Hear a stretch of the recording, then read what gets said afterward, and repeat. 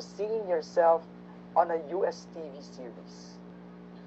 Um, it was surreal to be able to watch it with my family dahil syempre nakita nila kung paano ako nagsimula. Um, from doing school plays and all that. It was nice to feel the support from my family to see that they're um, from the start na nagsisimula ako and then to now na nasa TV na ako, national TV. It feels good.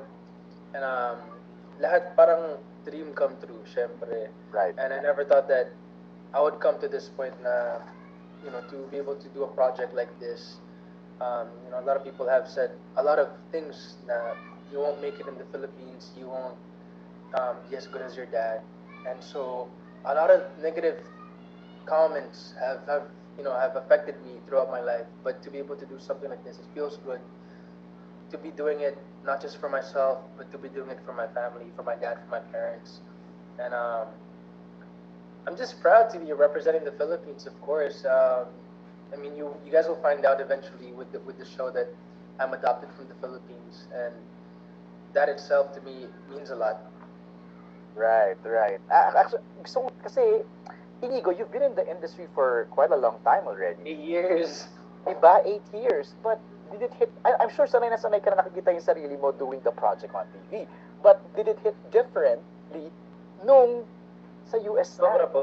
Actually, nung ano pa lang, nung audition ko pa lang, when I did my first callback, and nasa Zoom kami noon, tas mga kasama ko, hindi na mga Pinoy yung kasama ko sa Zoom. Sabi ko, nakakatakot pala kasi nasanay na ako na mga Pinoy yung kaharap ko sa Zoom na if I mess up, kunyari nag-English ako, if I mess up, kaya ako mag-Tagalog or something. Pero ngayon, parang kailangan ko na step up and I have to really do it on my own in a way.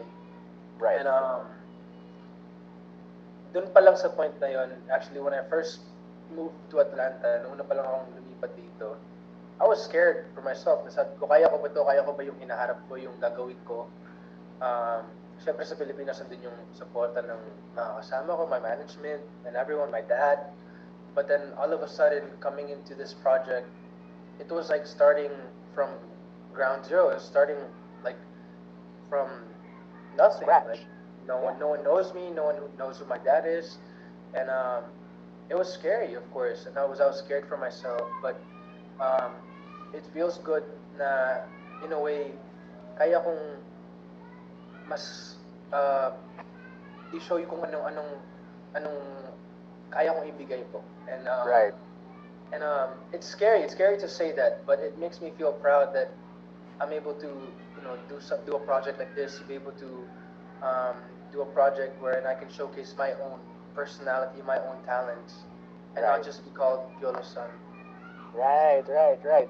No, habang nagkasalita ka, habang nagkakwento ka, I'm trying to put myself into your shoes. And feeling ko when you were in that moment with all these Hollywood A-listers, parang you were put, I mean, your back was against the wall and you had no choice but to really give it your best and your talent, di ba? Of course. And ang galing, hindi ko, we're so proud. Ako, Thank you gaya so ng kwento ko much. sa'yo kanina, yung mommy ko napasigaw di ba? Ay, ito na, parang ganyan-ganyan. Hindi siya makapaniwala. But, enough of me. I'm sure yung ilang mga press natin kasama ngayon are very, very excited and delighted to ask you questions about this upcoming project. Simulan na natin ang ating Q&A. Siyempre, may mga questions dito, Inigo, na ako ang magbabasa. May mga Okay po. questions naman na yung mga press mismo ang magbabasa at magtatanong sa'yo. Okay, let's start with this first question from Mommy Jo of Jo. Jo! Ako ang magtatanong, sabi dito, have the host read your questions. Okay.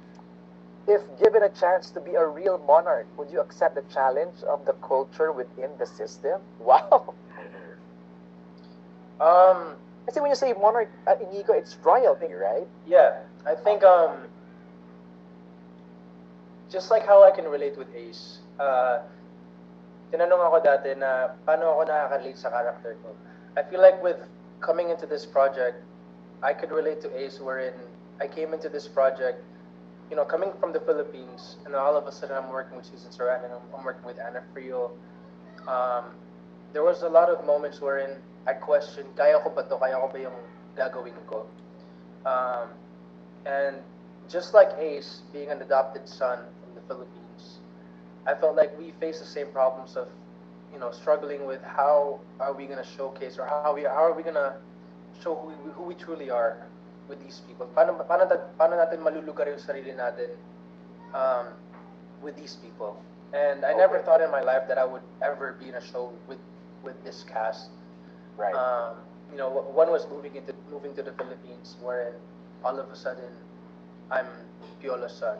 All of a sudden I have to be this actor that I had no training whatsoever. I lived a normal childhood in America, and I felt like all my life I've always had to be challenged with that. Na parang paano ko ba mailulugar yung sarili ko sa posisyon ko? And that's all. I think a lot of times people don't understand that I've had to live with that all my life. Na parang akala nila expected na porket anak ka ni Piolo, expected na alam mo na alam mo na dapat yung kailangan mong gawin. And a lot of times I have to learn through the experiences that I go through. Um, I'm not sure if I'm able to answer the question properly, pero feeling ko Inigo has gone through a lot of what Ace is gonna be going through. Right. In the show. Right. Trying to fit in. No? Trying to fit in and trying to make a name for himself. All right. Ang follow-up question ni Mami Chus tayo is, since if you're a royalty, then you're a prince or you're a king, you're a duke, but have you found your queen, your duchess, or your princess? Paano? Tanong ko sa'yo, Mama Jo, paano? Paano sa dami ng ginagawa? Paano magagawa ni Inigo yan? But thank you, Mami Jo, for your questions. Thank you, Mami Jo. I miss next you. na magtatanong sa iyo, ay, ito na, nagkuha na ng camera, MJ Marfori from TV5. Opo. Hey MJ, hey Nico, congratulations on your project. First, my question is, did you bring something very Filipino or a lucky charm on set that, kumbaga parang na-discover ng mga co-stars mo dyan? Actually, one of my co-stars, Joshua Sass, he's been to the Philippines. Meron siyang kaklase dati. He's from England originally, and he had a classmate who was Filipino who brought him to the Philippines. And one of our taping days, sabi niya sa akin, there's this Filipino dish, a breakfast dish that he remembers from the Philippines. Sabi niya, matamis daw, pork. Sabi ko, alam ko rin, tosino yun. So I actually brought tosilog. Sabi ko, mami ma, lutuan mo nga ng tosilog yung isang castmate ko. I brought tosilog to set. And then, si Josh naman, sabi niya, Inigo's mom is a chef. So si mami, na-pressure si mami, sabi, hindi ako chef, nilutuan mo lang siya ng tosilog. As much as possible, I tried to bring as much, of the Filipino culture every time I went to set, whether off and on cam. I guess with the show, I've spoken to the writer a couple times, and I wanna. Hopefully, if we get season 2, I'm claiming it that I'm able to bring more of the Filipino culture, and di ko alam kung pwede ba sabihin pero we want to explore more of the Filipino side of Ace and him wanting to discover more of his roots, of his bloodline in the second season. Oh my gosh, that's really awesome to see that. I do hope that we really see it there. For my follow-up question, how is it there right now? Because we do know there's a lot of entry of Asian talents already in Hollywood and Filipinos as well. Do you feel the welcome? Do you see more of us there? It feels good. I've felt it for the past couple of years. I mean, with the with all these artists such as Olivia Rodrigo. I mean, Bruno Mars has been around for the longest time, but it feels nice. It feels nice that with the acceptance of just variety of ethnicities in the states. Miss Marvel is Pakistani. I feel like now you're not limited to a certain stereotype anymore, no matter what your race is, and it feels good to be able to represent where you come from. And I feel like we're living in times wherein, because of technology, because of, I guess, in a way, the pandemic, it's more open globally to represent where you come from, and it's not limited anymore based on whatever background you have, and it feels good. It feels good. I feel like, honestly, in a way, I mean, not saying that the pandemic has been good, but in a way, I probably wouldn't have been accepted in this project without the pandemic, because self tapes happened because of the pandemic, and I landed this role through a self tape. I love that. Thank you so much, Inigo, and keep doing what you do there. Congratulations. I appreciate it. Thank you, Thank you, MJ. MJ. Maraming salamat. Let's call in this time also from One News Philippines, Von Belinario. Hi, Von. Hi MJ and hi Inigo, congratulations dito sa Monarch. Nako Inigo, yung Monarch kasi it's about family of into country music. Okay. Syempre kilala ka namin as pop urban yung genre mo. How was the transition from your genre to country music? And ano yung training na pinagdaanan mo to be able to be into country music? Audition pa lang po, actually, kinabahan na ako. Like what I said on my Instagram caption, I was 2 weeks late for the self tapes kasi hindi ko talaga kinonsider na gagawin ko yung project kasi sabi ko marami namang batang artista sa Amerika na mas deserving doon sa role mo. Sabi ko I'm not gonna get it. This was my third time. Actually, yung Monarch was the third project na sinend sa akin ng agent ko, and Monarch was the very first one that I submitted a self tape to. And my reason to that was because I simply just thought that I was not good enough for a Hollywood project. And the transition, first week pa lang, nung sa audition ko actually, hindi ko ginawa yung accent. Sabi ko, hindi ko kaya kasi natatawa ako. Sabi ko, pagmumukha lang akong ewan kung masyado akong, if I try too hard. So I just did it, and then as soon as I moved to Atlanta, they had a coach for me, a dialect coach who trained me before taping. And even on set, bago kami sumalang sa set mismo, pupuntahan ka ng dialect coach, kakausapin ka, basta, you guys will throw lines to each other, just so that you feel comfortable about, with the lines that you're saying during the scenes. But singing country music was honestly one of the biggest challenges that I had to face with this project. Ang daming beses ko na tinatanong ko sa sarili ko na marunong ba talaga ako kumanta? Kasi imagine coming from a pop R&B singer and then all of a sudden you have to forget your knowledge about that to completely breaking that knowledge and then starting a whole new genre. And daming beses na sasabihin sa'yo sa recording booth, can you sing this and then can you make it sound like this? Sa utak ko, anong difference? Hindi ko maintindihan ano ba yung sinasabi mong mali na ginagawa ko versus ano ba yung kailangan kong gawin. So, ang daming beses na tinatanong ko, di ba ako marunong kumanta? Hindi ba ako marunong makinig ng anong maling ginagawa ko? So there was a lot of things that I was questioning about my abilities. And I felt like this project really helped me, hear better with what I knew and what I could learn. Well, you sounded country when you sang. Yeah. It's a family tradition. Family You tradition, sound, yeah. Actually, wait for episode 2. Ito lang hinihingi ko sa lahat ng mga Filipino supporters natin. Wait for episode 2 dahil dun talaga yung mas kakanta ko. And obviously the following episodes, you'll hear more. Abangan na namin si Inigo bilang country artist. Siguro last follow-up ko. Talaga. Follow-up ko na lang, Inigo, you'll be celebrating your birthday. You'll be a year older in a few days from now. Advance happy birthday. Inigo, ano na yung mga blessings na natupad at nakuha mo for the past more than 2 decades of your life? And ano pa yung mga gusto mong makuha sa mga susunod pang taon? Wow. I guess I'm just grateful, syempre, sa lahat ng blessings na dumadating. And there's been a lot of good things that's been happening with my life. A lot of things that I never would have expected to happen at this age.